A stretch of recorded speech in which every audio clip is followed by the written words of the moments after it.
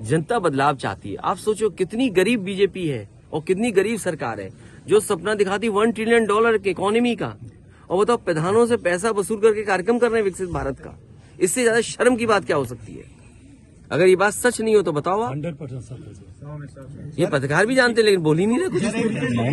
अच्छा तो ठीक है। इस तरीके से सर पश्चिम बंगाल में ईडी, सीबीआई, इनकम टैक्स या और एजेंसियां जिससे विपक्ष के लोगों को परेशान किया जा सके या बदनाम किया जा सके, ये प्रयास हमेशा होते रहे हैं।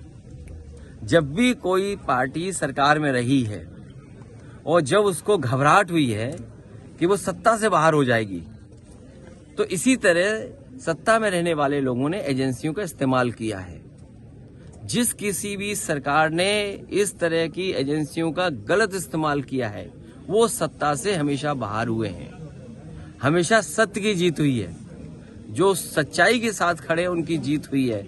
और आपसे बेहतर कौन जानेगा पत्रकार साथियों, आपने तो वो लड़ाई लड़के देखा है कि आपने कोई बात कही जो सच थी और उस पे आपको जेल तक जाना पड़ा, लेकिन मुझे खुशी इस बात की है कि आप झुके नहीं और आप अंतोगत्वा जीते। इसलिए मैं बधाई भी देना चाहता हूं आपको। न केवल बलिया जेल में रहे आप लोग में से साथी, आजमगढ़ जेल में भी रहे आपके साथी। तो ये एजेंसियों का या सरकार का इस तरह का व्यवहार हमेशा रहता है आवाज दबाने का।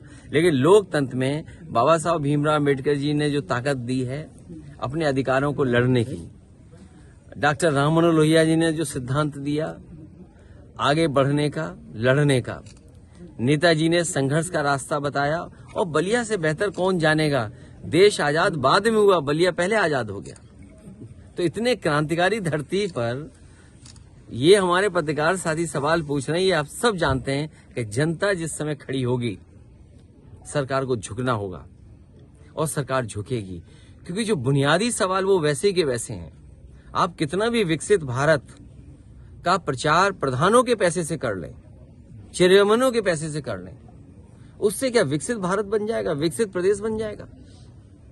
आप प्रधानों के पैसे से विकसित बनाना चाहते हैं, कितना बड़ा धोखा है सोचिए। और बैंकों का पैसा जो था, जो वसूला जाना था, 15 लाख करोड़ रुपया आपने उद्योगपतियों का माफ कर दिया।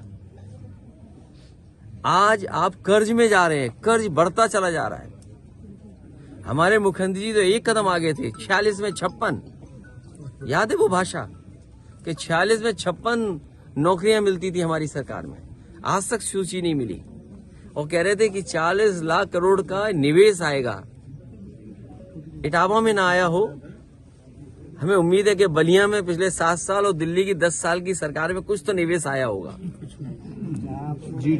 देवरिया में कुछ आया होगा, गाजीपुर में कुछ आया होगा।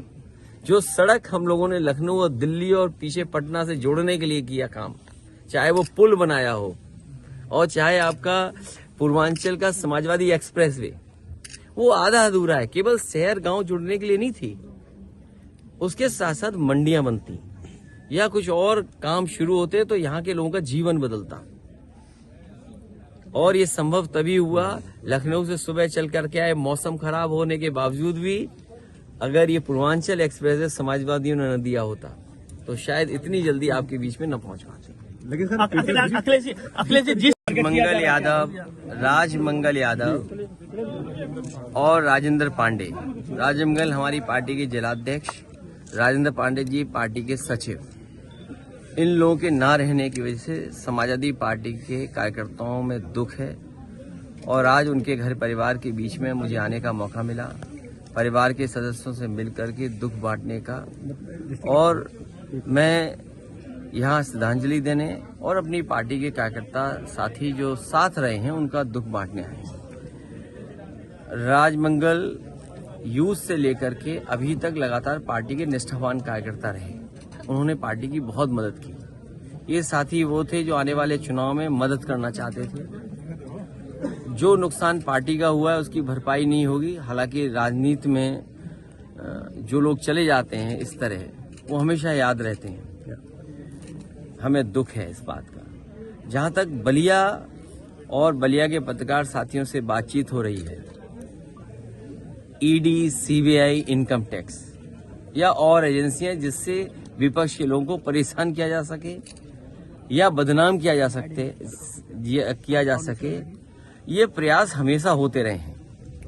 जब भी कोई पार्टी सरकार में रही है और जब उसको घबराहट हुई है कि वो सत्ता से बाहर हो जाएगी, तो इसी तरह सत्ता में रहने वाले लोगों ने एजेंसियों का इस्तेमाल किया है। जिस किसी भी सरकार ने इस तरह की एजेंसियों का गलत इस्तेमाल किया है, वो सत्ता से हमेशा बाहर हुए हैं। हमेशा सत्य की जीत हुई है, जो सच्चाई के साथ खड़े उनकी जीत हुई है।